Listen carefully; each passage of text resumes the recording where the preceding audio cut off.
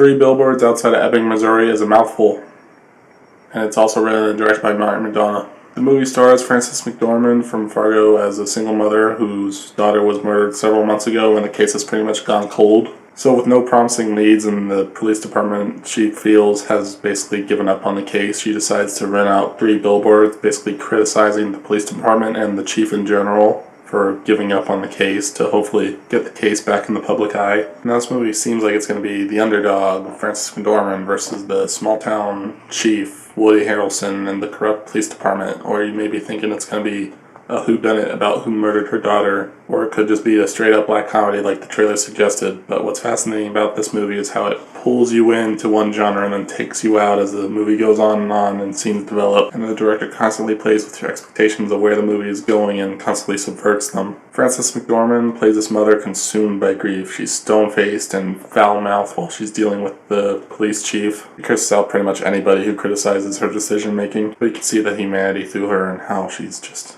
riddled with guilt and grief about her daughter. And you see the humanity breaking through the facade even as she goes to more and more extreme lengths to seek out the justice she feels she deserves and her daughter deserves. Sam Rockwell plays a character where you're constantly changing your feelings about him. You can go to being a small-town mama's boy deputy, to being a comical villain, to being a scary villain when he beats up people and throws them out a window, to having a redemptive arc. Sam Rockwell really steals the show in this movie. He gets a wide spectrum to play with. Woody Harrelson is great as well, just one of the greatest actors ever. His character has more going on, but I don't want to give it away.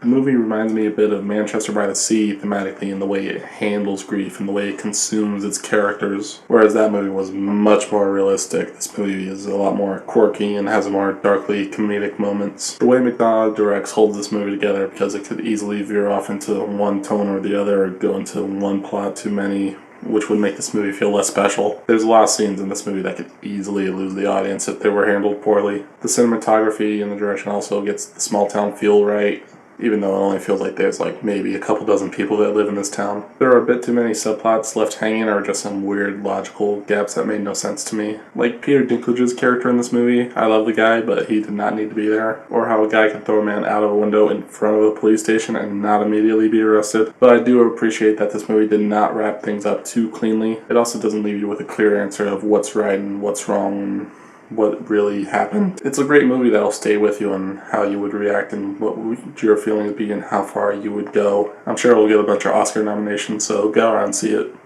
Bye.